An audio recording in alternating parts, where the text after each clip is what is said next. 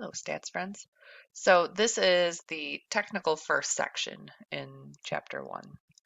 I know we had like an introduction section, but this is where we start to get into a lot of the meat of chapter 1. And the title of the chapter is Data Analysis, and for section 1.1, we're analyzing categorical data specifically. So this is adapted from Starnes and Tabor's Practice of Statistics 6th edition book, if anyone's curious about that. So we have quite a few learning targets today, and there might be some words on there that look familiar to you. And at times, some of the pieces of this lesson, it might almost feel elementary because we're going to talk about things like bar graphs and pie charts. But, we're going to dive deeper into, when is it appropriate to use such a display. So here we have I feel like we've seen this table before, but we have what's called a categorical variable in reference to the preferred communication for these people. So do they prefer in-person, Facebook, cell phone, text messaging? And they have a lot of other variables and information to compare these individuals. But these here are technically what we call their values. And I know we don't think of them as data, but they are data in reference to them being like countable. So you can tell me how many people prefer in-person versus Facebook and so on and so on. So there's going to be a lot of vocab thrown at you, so hang with me. Here we have some definitions, a frequency table, and then eventually a relative frequency table. So a frequency table, frequency means how many essentially, so shows the number of individuals having each value. So it's a tally count. I know, they made it kind of seem complicated, but it's a tally count. Now, a relative frequency table, anytime they say relative, they're referring to what proportion of the entirety is it. So it's going to show a proportion or possibly a percent of the individuals who have that value. You'll see some examples here, right? Yep, right here. So we have a frequency table from that same categorical data. 2 people said they preferred cell phone, 1 for Facebook, 3 for text, in person, and 4 for text messaging. Now, if we were to take that and change it to a relative frequency table, first thing we'd have to know is how many people in total we had there, which is a quick, easy count. It was 10 people. So when they took the 2 out of 10, you could either convert it to a decimal of 0.2 or, of course, a percentage of 20%. Same thing for the 1 out of 10, 3 out of 10, and 4 out of 10. So, here we go. I kind of jumped the gun on my conversation here. So frequency is just simply a count of it. And then we have a proportion written as a decimal or eventually a percent. Humans typically like percentages. So the title, it's been a minute. You've seen a lot of bar graphs in your elementary years, and we're just going to be really, really picky about them. Are you using them appropriately? Are you labeling them properly? There's several steps that sometimes I think we as children forget or skip. And then eventually as high schoolers, we might skip it. So, I've heard tales of students on their AP exam make the most beautiful display that they've ever created, and they forgot to label it, or they forgot to title it, or they something really elementary that they forgot and they lost all their points on it. So don't be that kid. All right, so we have to draw and label all the axes, vertical and horizontal.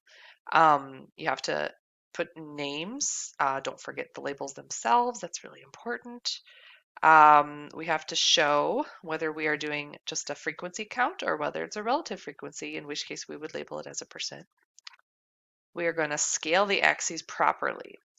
So the vertical axis on a bar graph has to start at 0. We'll see in a moment how sometimes people make misleading displays that don't start at 0, and we'll talk about why that's no good. You want to do the best you can to make equally placed tick marks as you go along, and then use an appropriate scale. That's kind of a big thing. If your values go from 0 to 100, I don't think making tick marks of 1 is very smart. Maybe in that case you want to count by 10 or 20. All right, draw bars above the category names. that seems really obvious, but we've seen some ugly bar graphs before in our lives, so we want to make sure that our bars are actually drawn above the category names that are on the horizontal axis, and they have equal width, they look nice, and you want to make sure there's gaps between them. If there aren't gaps, you're implying that what you have is a histogram, which we'll learn about later, and that is not a histogram for what we're looking at for categorical data like this. So let's talk about making this bar graph. Here we go. So you notice the labels on the horizontal axis of the different categories. You notice the title of the horizontal axis, preferred communication method. And then up the vertical axis, because they're labeling it as percent, we can tell that this is a relative frequency bar graph. So, I mean, obviously a computer generated this. I'm very certain anything I hand generate is going to be quite ugly, but I'll do the best I can. I have to use a ruler or a straight edge. Now, I don't really know that they'll make you create too many bar graphs by hand, maybe one. So my trick is when I have my calculator, I just take the case off, the sliding part, and I just use the edge of that as my straight edge. I know, crafty, right? So that same data could be displayed in a pie chart. So preferred communication method is kind of listed at the bottom as a title. And then they've taken all those segments and they've drawn them, they've allocated them so they make percentage sense. So for instance, the 30% is about a third of the circle, 40% is a little more than that. I'm gonna be honest, I'm pretty bad at estimating segments, so I have to kind of do the best I can, obviously. And that's why we use technology, children. All right, so here's how check your understanding. We have the American Statistical Association sponsors web-based projects that collect data about primary and secondary schools students using surveys. We use the site's random sampler to choose 40 high school students who completed the survey in a recent year. One of the questions that was asked was, would you rather be rich, happy, famous, or healthy? So out of those 40 randomly selected students,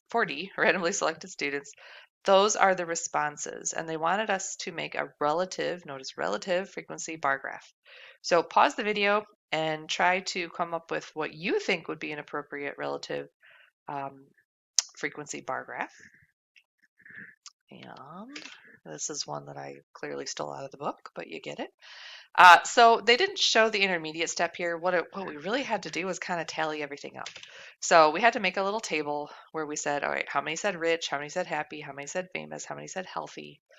And then that was the frequency table, but then convert it to a relative frequency by dividing them each by 40. Remember, there's 40 people, 40 students. So once they took that relative frequency data and created their bars, and they labeled everything really well. Notice the preference is at the bottom. The categories are marked. Those little tick marks between the bars aren't necessary, but hey, they sure do look nice. I think because the labels on that axis were kind of longer words, they wanted to make sure people could understand, like, this is the section where healthy is. But very important up the vertical axes that the percent label is over there. And they've counted, they started at 0 and they counted by tens. They went up to 60 because remember their relative frequency, well, they didn't show the table, but nothing went above 60. So they wanted us, I believe the other part was to describe what we see. So this is their conclusions. Gotta love stats. A slight majority. All right, so majority is over 50%, right? So 52.3% is what that data came out to for happy. So they're calling that a slight majority. Someone might also interpret that as, the most frequent response was happy at 52.3%. But the idea is you're going to specifically state what it is and what percentage it is, or what relative frequency it is. Rich and famous were preferred relatively equally, right? They're not exactly equal. They're close though, 20 and 17.5%. And then also note the least popular one was healthy, 10%. Wow, children, you don't want to be healthy? That must come with age or something. I don't know.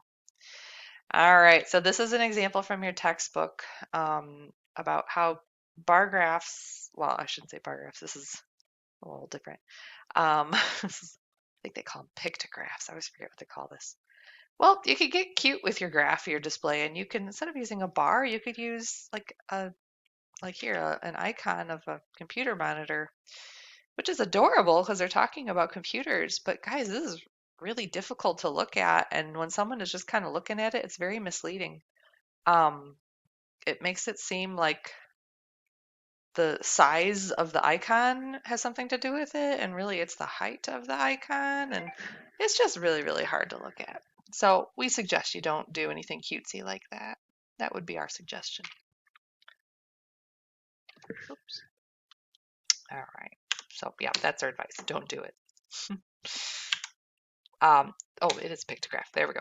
So beware the pictograph. It's cute, it's adorable, but just don't. And then watch the scales. This one is, I mean, it's okay. It's a little confusing though, right? Like, is it the very tippy top because it's like all slanted and weird? But anywho, what? Oh, this is blurry. Sorry about that. But this is out of your textbook. There's a definite issue with one of these graphs as far as the watching the scales.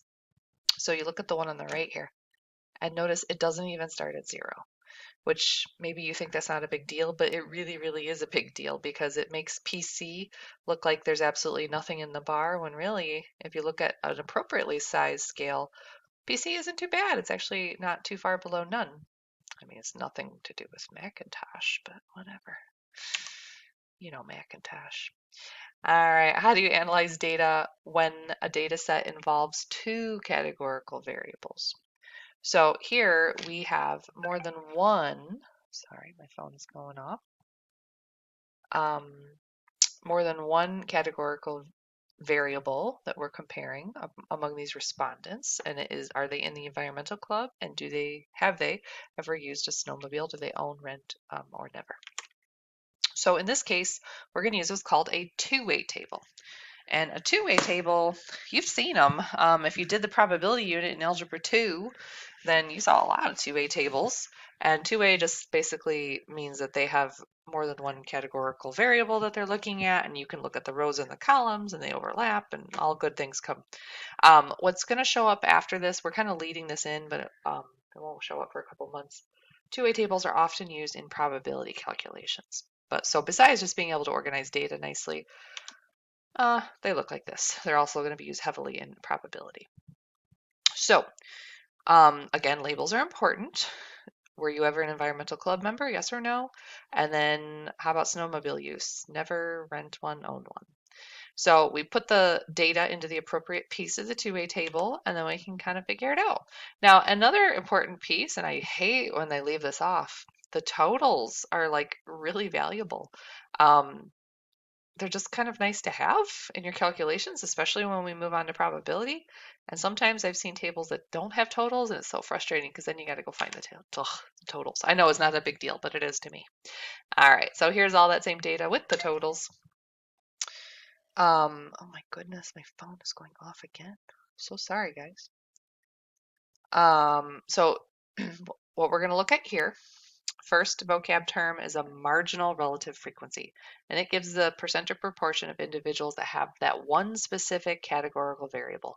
So I kind of think of this as like taking one piece out of the table from somewhere in the totals area. So maybe you want to know like something out of everybody who's in the environmental club or everybody who has ever owned a snowmobile. So you're just looking at one piece or another. So that's marginal relative frequency. So the example here that they used, I never actually, oh, just no. I shouldn't say probability yet, but they want to know how many people just, the answer is no to the environmental club question. So 1,221 said no.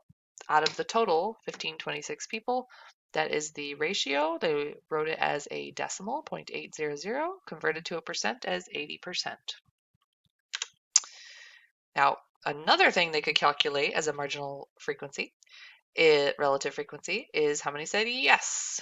So that comes out to 20%. Now notice, 80% and 20%.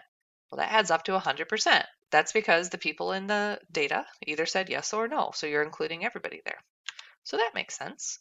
Now let's talk about the snowmobile side of things. So people who never owned a snowmobile would be the 657 out of the 1526. And then so on and so on. We have rent. Oops, I'm missing one. And then own as well. And I'm too lazy to add those up. But you know what, guys? I'm pretty sure those add up to 100% again. Because all of the people either had to say, never, I rent one, or I own one. Okay, so those are all marginal relative frequencies taken from the totals. It only tells you about one variable they want to stress. So even though it's a two-way table, you only look at one variable at a time. So what if you do want to look at more than one variable? Well, then you're creating what's called a joint relative frequency. So, and this is really leading into what's called conditional probability, but we'll get there in a few months. So it gives the percent or proportion of individuals that have a specific value for one categorical variable and a specific value for another categorical value. So I think of this as an intersection of two variables. So let's see some examples here. Joint relative frequency helps answer questions involving both of the variables. Okay. So notice the conjunction here. What percent of people in the sample are environmental club members and snowmobile members? So we're looking for an intersection of environmental club and own snowmobile. I don't know what I just said about the snowmobiles. I think I said members like a dork. Sorry. All right, so right there, we have 16 people who are saying, yes, I'm in the club and I own a snowmobile out of the 1526 still. So you're still out of the whole total, but you're just finding this one piece where the yeses and the owners would intersect. That's how I think of it. So another question, what proportion of the people are not environmental club members and have never used a snowmobile? So again, the intersection of them saying no and never. So that would be the 445 out of the 1526, which would convert to approximately 29.2%, or maybe exactly, I'm not sure. I don't do the calculations apparently. All right, let's see an example here. We're going to return to that snowmobile chart later on in the lesson. Let's check our understanding on this part though. What we got here? Oh, the herb St. John's wort is effective in treating moderately severe cases of depression. The study involved 338 patients who were being treated for major depression. The subjects were randomly assigned to receive one of three treatments: St. John's wort, Zoloft, which is a prescription drug for depression, or a placebo, which we remember from our last chapter was just like a sugar pill essentially, where they give them something and it has no active ingredient, for 8 weeks. The 2A table summarizes the data. So they had to claim after the 8 weeks, or maybe their doctors determined whether they had full, partial, or no response to their treatment. So the questions are, and you're going to pause the video. So maybe pause the video now to write down the data, and then pause the video here so you can answer the questions as best you can. But the questions will be, what proportions of subjects in the study were assigned to take St. John's wort? Explain why this value makes sense. And then we're going to find the distribution of change in depression for the subjects in the study using the relative frequencies. So then finally, they're going to ask us what percent of subjects took Zoloft and showed a full response. So 3 very specific and independent questions. So here's the answers. Sorry, I didn't warn you. 113 of the 338 subjects were assigned to receive St. John's wort. That's about 33%. This makes tons of sense because if there were 3 treatments and you want to randomly assign them to your patients, your subjects, I should say, 1/3 of them should get each treatment, as close as you can get to that. You don't want to overdo the data with, more people getting one treatment over the other. I don't know why there's 2 twos there, but this is question number 2. The distribution of change in depression is, so what they did is they found the relative frequency distribution. So full response was 91 out of 338. Let's go back and look at that data for a minute. So full response, if they didn't put totals here, right? Which I hate, but whatever. If you added these up, you got 91, and then the total was 338, which they did tell us in the beginning of the problem. Same thing for partial response. When they added up the partial response, they had 55 over 338, and no response was 192 out of 338. All of those were, could be changed to percentages. So 26.9, 16.3, 56.8, and I'm guessing that adds up to 100% or really darn close because of truncation. All right, and then the last question I forgot was what percent of subjects took Zoloft and showed a full response? So this is a case where you had to pull that one intersection off. So Zoloft and full response were these 27 people right here out of the 338. So that came out to 8% of subjects took Zoloft and showed a full response. I think we're going to come back to this data at another Check Your Understanding in a moment, and we'll look more comparatively at them. So I think, yes. This is, in case you're one of my students who's looking for the right lesson, this is where we're going to end the first day's lesson. Just FYI, we're going into the second days now. So let's talk about how we can show relationships between the two categorical variables, because maybe I want to do some comparison. Well, marginal and joint don't really tell you much about the relationships between those two variables at all. So what we're going to do now is look at conditional relative frequency. And those of you who have a little experience in probability, this very much goes hand in hand with conditional probability. So it gives you the percent or proportion of individuals that have a specific value for one categorical variable among individuals who share the same categorical variable or a condition. So I know some of you had me for Algebra 2 when we did the probability. This is where I'd have you get a highlighter out and you'd highlight like the row or the column that they were putting the condition on. Same idea. So here, what percent of environmental club members in the sample are snowmobile owners? So they are only wanting us to focus on the condition that we're looking at environmental club members. So we're going to just kind of highlight or circle all the environmental club members, which are those 305 people. And they want to know how many of them are snowmobile owners. Well, just here, you got 16 out of 305 snowmobile owners. So notice what we did there. So we kind of restricted where we were looking on the data to just look within one of the variables. That's the condition.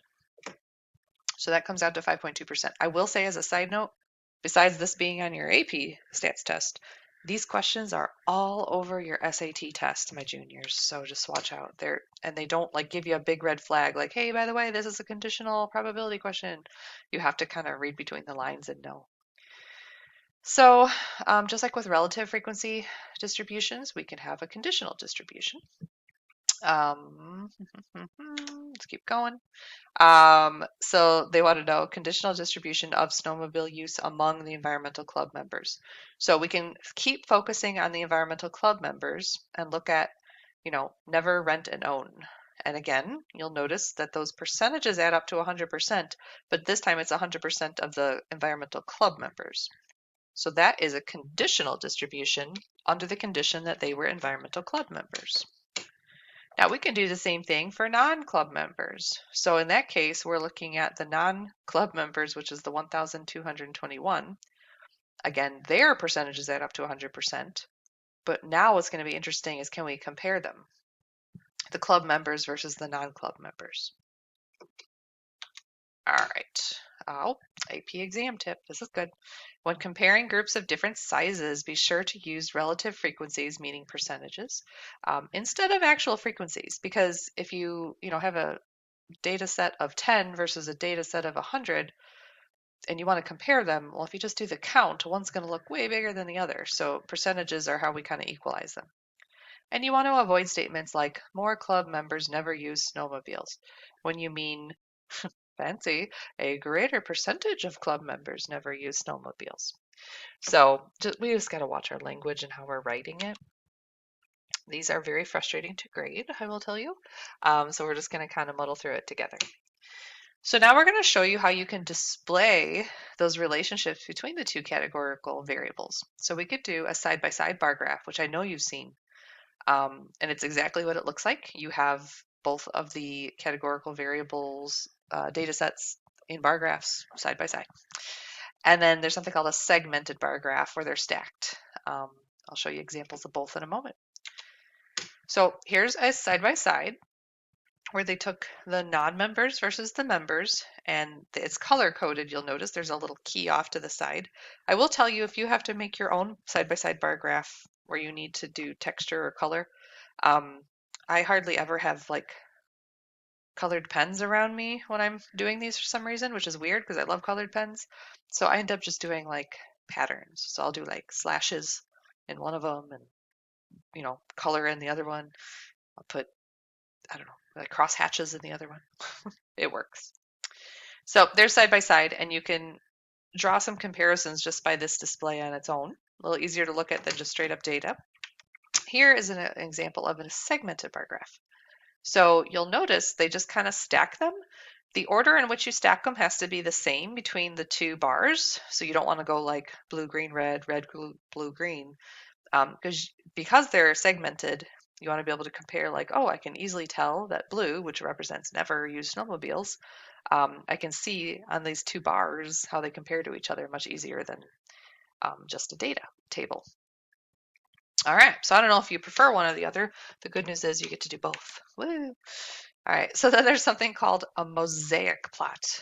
Oh, by the way, back to this guy. I didn't do a good job of explaining this. Because they're stacked like this, you have to start adding the percentages, and you'll notice they'll both hit 100% because it's all the data. So like for no, if I go back to my data, back. Okay, here's the no's.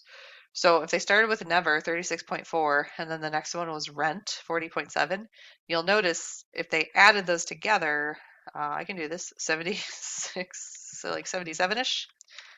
Okay, go back. Okay, so right here was like about 77-ish, you'll notice. I know it's not exact. I mean, it might be if a computer did it. If I did it, no way, but it's close. So that's how they're knowing when to stop that red piece of the bar, because they've added the frequencies, they've accumulated them. All right, so mosaic plot. Oh, and goodness. So it's a modified segment bar graph. The width of each rectangle is in proportion to the number of individuals in the category. So if you remember from our data, there was way more people who were not in the environmental club than were. I should have put my data on that screen. There we go. So the 1,200 compared to 300. So what you'll notice, and that was like a factor of 4, if you want to think of it that way, you'll notice that this guy's bar is like 4 times bigger than this guy. That's it. It's a mosaic plot. I guess for people who like, graphics that are visually satisfying, this maybe makes you happy or crazy. I'm not sure which. I don't love mosaic plots. Mostly I don't like making them. I'll be honest, I don't like making them. And I haven't seen too many on some practice exams. I've seen people, interpret them on AP exams, but I haven't really seen one where they make you make one. Now that I've said that, they'll probably do it this year. Sorry. All right, so can we tell if there's an association between two variables? Well, there is an association between two variables if knowing the value of one helps you predict the other. So what does that look like for us? Well, here you might notice right off the bat here, and I just think of them as like the bar size for the colors. So the blue here versus here, this guy's a lot bigger, okay? More probable if you don't think of it that way. So it is more likely that someone who is in the club will answer they've never used a snowmobile. Okay. We're not saying why, we're just saying what the data is showing, huh? If knowing the value of one variable does not help us predict the value of the other, then that means there is no association between the variables. So here's an example of what a segmented bar graph would look like if there's no association. So there's like, maybe there's a tiny difference. I can't tell. Right now it looks exactly the same. There doesn't seem to be any difference between the size of the bar segments. So you're just as likely to say never, you're just as likely to say rent, and you're just as likely to say I own. So that would be a no association look. So there's some questions coming up in your practice and possibly your exam in the future where you have to make the segmented bar graph and then claim whether there's an association. Now this is big, and we talked about this quite a bit in chapter 4. Association does not imply causation. So you can't say, there's association between your membership in the club and whether you have ever used a snowmobile. And the reason you haven't used a snowmobile is because you're in the club or not. We're not at that stage of our data collection where we can start making implications and inference, right? We're not there. Oops, wrong way. Forward. All right, check your understanding. So this is that same chart of data about the St. John's wort, Zoloft, and the placebo. So take a moment to pause and copy this data down if you never did. So now they're going to want us to answer some other things like this. So what proportion of the subjects who showed a full response took St. John's wort? That is a conditional statement. We got to be careful. What percent of subjects who took St. John's wort showed no response? Again, conditional. Find the distribution of change in depression for the subjects receiving each of the 3 treatments and then make a segmented bar graph to compare them. And then bringing it home, we're going to describe what that graph tells us about association between the treatment, and the change in depression. So pause, try to figure these out.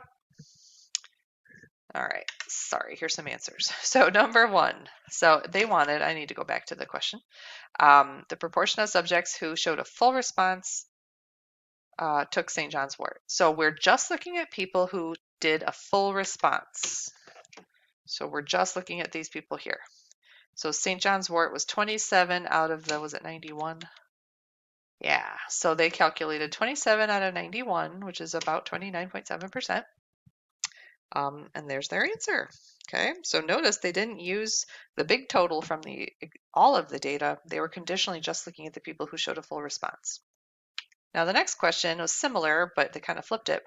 What percentage of the subjects who took St. John's wort showed no response? So this time we want to look at just the St. John's wort column, which I should be able to add, but yeah, I can't. 97, 16, 113 maybe? Oh, good job, Abruzzo. Okay, so how many of them took, or sorry, what was the question? Showed no response. So no response in that column was 70 out of the 113. Oh, so that's about 61.9%. And notice their statement. They don't just say 61.9%. They said about 61.9% of people who took St. John's wort showed no response. And I know that might seem like overkill to you because you're like, that's exactly what the question said. Yes, in stats, we have to restate the claim within our answer. I know, it's annoying. So here they've done the change in depression and created a segmented bar graph to create the distributions. I am going the wrong way again. All right. So for St. John's wort, so they're going to compare along this axis the three treatments, which makes sense in your experiment that we're comparing the three treatments. Sometimes kids are not sure what to put on that bottom axis. They're like, do I do the response or the treatment? Well, it would make sense to put the treatment down there because that's what we want to know about. So within each of those treatments, so if I go back to my data here, they created change distributions, right? So they're like 27 out of the 113, 16 out of the 113, and then they did the same thing for Zoloft and placebo. And they came up with this. Here's all their percentages, their ratios. And it's a little hard to tell here because it's a black and white picture, but there's light gray, medium gray, and dark gray. Let's call it that. So they're going to want us next to make some claims to see if we can come up with an association. So right off the bat, I'm just kind of looking at the size of the segments here, comparing here to here to here. And remember, full response was the lighter gray. So this is kind of interesting to me that the group who took the placebo actually had the highest claim of full response. Interesting. So, sorry for the spoiler, but here's the answer. There does not appear to be a strong association between the treatment and the change in depression for these subjects, because the distribution of the response status is very similar for all three treatments. I know it's not dead on, like here the partial response is a little bigger, but they're close. And same thing here, they're close. So there really doesn't appear to be any association right now. And then they also noted at the bottom, the treatment with the highest full response was actually the placebo. So like everything in our stats book when it comes to data, there probably was a footnote at some point that I missed, but this was an actual data set from an actual study, if you were curious. All right, now again, they only did it for 8 weeks. Who did they select? What pool from? I have no idea. All right, learning targets. That must mean we're at the end. So hopefully you're able to do all of those things. I personally do not love making bar graphs and segmented bar graphs and mosaic plots by hand, but it's what they ask us to do once in a while. I believe you probably have one on your homework. So good luck. Get your colored pencils out and I'll see you later.